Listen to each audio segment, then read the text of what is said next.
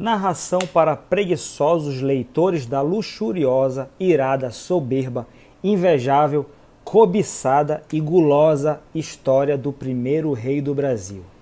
Hã? Pois é, Terra Papagaio.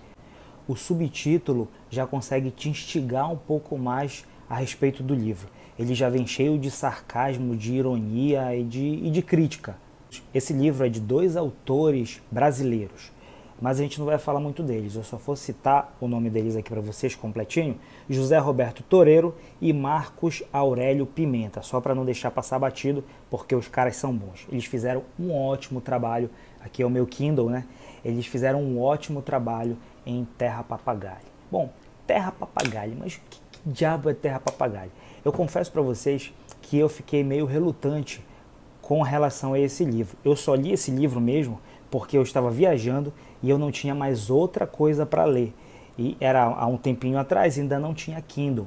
E aí um amigo meu que estava comigo me emprestou o livro que estava jogado por lá. Eu tinha até esquecido o livro, mas não tinha mais nada. Vem cá, eu vou pegar esse livro aqui. Eu confesso que eu ri do início ao fim do livro. E aprendi muito. E ao mesmo tempo que eu ria, eu ficava pensando e refletindo no nosso Brasil atual, né? Porque as críticas são pesadas, as críticas que eles fazem nesse livro.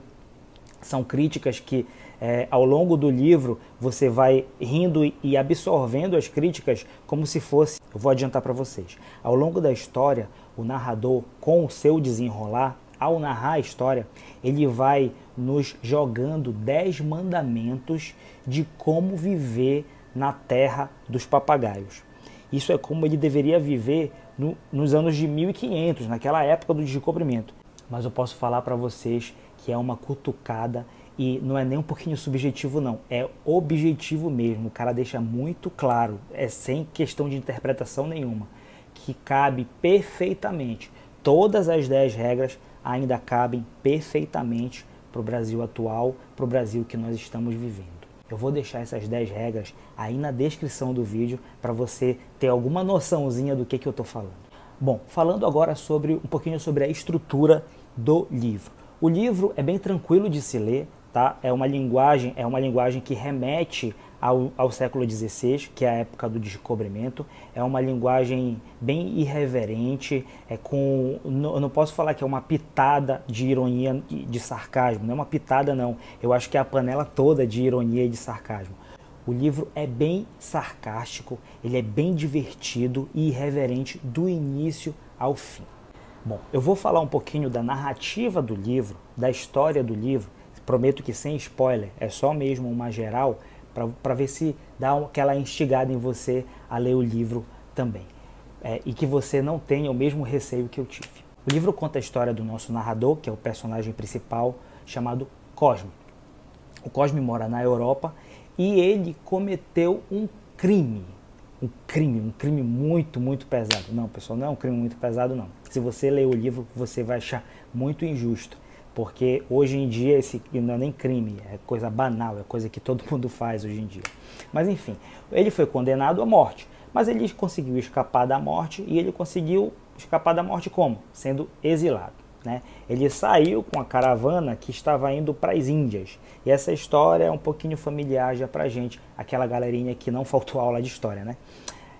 Essa caravana não chegou nas Índias, ela chegou por engano nas Américas. Então, o nosso amigo Cosme, o nosso herói, o nosso narrador, ele veio parar nas Américas, um mundo totalmente desconhecido, habitado pelos seres estranhos, que ele mesmo se refere desse jeito aos nossos índios, ao povo que já vivia aqui antes deles chegarem.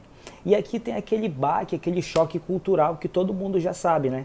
E o livro ele fala disso de uma maneira totalmente engraçada e irreverente. Ele fala dos costumes indígenas, ele fala de como os índios eram tratados aqui de forma diferente.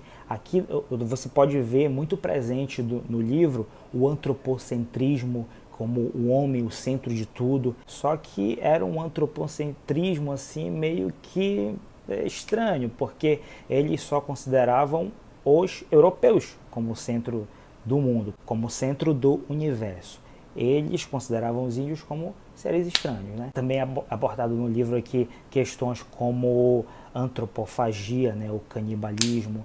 É abordado no livro questões de guerra, cobiça, inveja, todas essas coisas que ele descreveu na capa do livro, ele é bem fiel e ele apresenta isso mesmo, tudo no livro, repito, de uma maneira muito engraçada. O livro é muito fácil de se ler.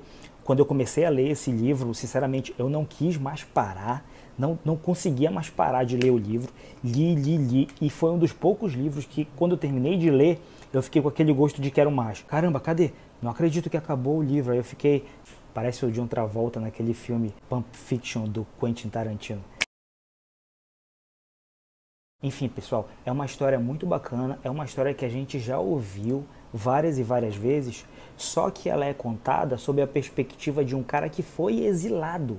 Eu tenho certeza que você nunca ouviu essa história sob esse ponto de vista. O cara veio de lá e ele dá toda a narrativa dele do que estava acontecendo naquela época. Ele narra contando como se ele estivesse contando para uma outra pessoa, para um outro europeu, que é o conde, que é o cara que ele se refere, senhor conde, então senhor conde. É sempre assim, é como se fosse uma carta, como se fosse um diálogo, enfim.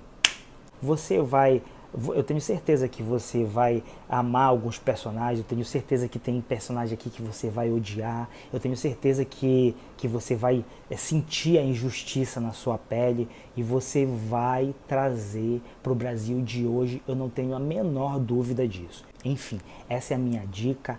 Terra Papagaio foi um livro que me conquistou, que inicialmente eu não dei nada para ele, mas eu espero que está contribuindo aqui para que você não tenha a mesma reação que eu tive quando eu olhei para a capa dele, ou seja, não julgue um livro pela capa, correto? Vamos ler. Terra Papagaio. Aproveita, se você gostou, dá um like aí, se não gostou, dá um para baixo, comenta, curte e se inscreve no canal para a gente continuar mantendo esse contato bacana, né, galera? Muito obrigado, eu vou ficando por aqui.